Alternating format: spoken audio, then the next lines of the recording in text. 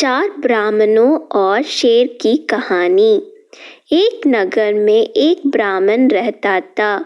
उसके 4 पुत्र थे। तीनों बड़े ब्राह्मण पुत्रों द्वारा शास्त्रों का ज्ञान प्राप्त किया गया था, परंतु बुद्धि की उनमें कमी थी। चौथे ब्राह्मण पुत्र को शास्त्र ज्ञान नहीं था, परंतु वह बुद्धिमान था। एक दिन चारों भाई भविष्य की चर्चा करने लगे। बड़ा भाई बोला, हमने इतनी विद्या अर्जित किया है, किंतु जब तक इसका उपयोग न किया जाए यह व्यर्थ है। सुना है हमारे राज्य के राजा विद्वानों का बड़ा सम्मान करते हैं। क्यों न हम राज दरबार जाकर उन्हें अपने ज्ञान से प्रभावित करें। पुरस्कार स्वरूप वह अवश्य हमें उपहार धन संपदा प्रदान करेंगे।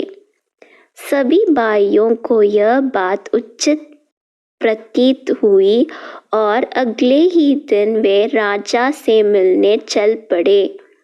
उन्होंने आधा रास्ता ही पार किया था कि बड़ा भाई कुछ सोचते हुए बोला, हमें से 3 के पास विद्या है। हम राजा के पास जाकर उनसे धन अर्जित करने के पात्र हैं, किंतु सबसे छोटा बुद्धिमान तो है, पर उसके पास विद्या नहीं है। मात्र बुद्धि के बल पर राजा से धन का अर्जन संभव नहीं है। हम इसे अपने हिस्से में से कुछ नहीं देंगे। इसका घर लौट जाने ही उचित होगा। दूसरे भाई ने भी बड़े भाई का समर्थन किया, किंतु तीसरा भाई बोला, यह हमारा भाई है, हम सब साथ पले बड़े हैं, इसलिए इसके साथ ऐसा व्यवहार अनुचित होगा। इसे साथ चलने देना चाहिए। मैं अपना कुछ धन इसे दे दूंगा। अंत में सभी सहमत हो गए और आगे की यात्रा प्रारंभ की। मार्ग में एक घना जंगल पड़ा। जंगल में गुजरते हुए उन्हें शेर की हड्डियों का ढेर दिखाई पड़ा। उसे देखकर बड़ा भाई बोला, भाइयों, आज अपनी विद्या का परीक्षण करने का समय आ गया है।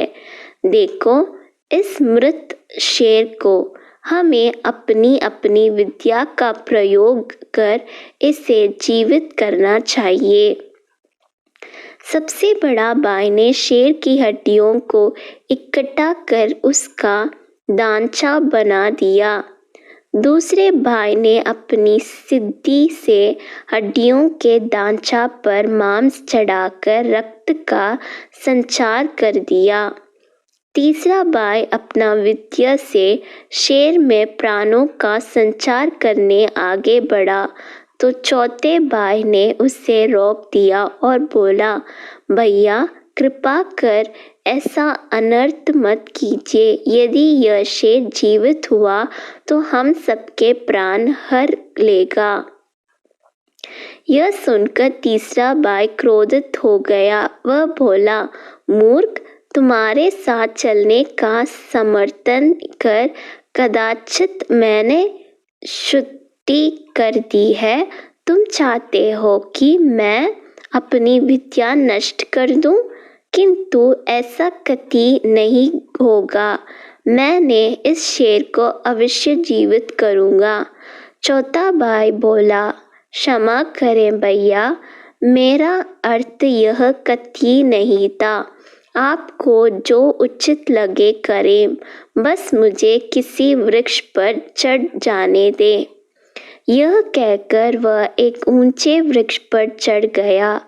तीसरे भाई ने अपने विद्या से शेर को जीवित कर लिया, परंतु जैसे ही शेर जीवित हुआ, उसने तीनों भाइयों पर आक्रमण करे उन्हें मार डाला।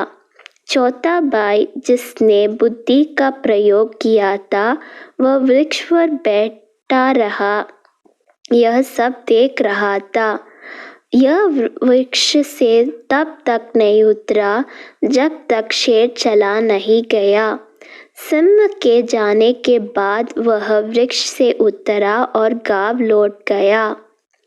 शिक्षा: बुद्धि सदैव विद्या से श्रेष्ठ होती है। शास्त्रों में निपुण होने पर भी लोक व्यवहार न जानने वाला व्यक्ति हमेशा उपहास का पात्र बनता है। यह समस्या को आमंत्रित करता है।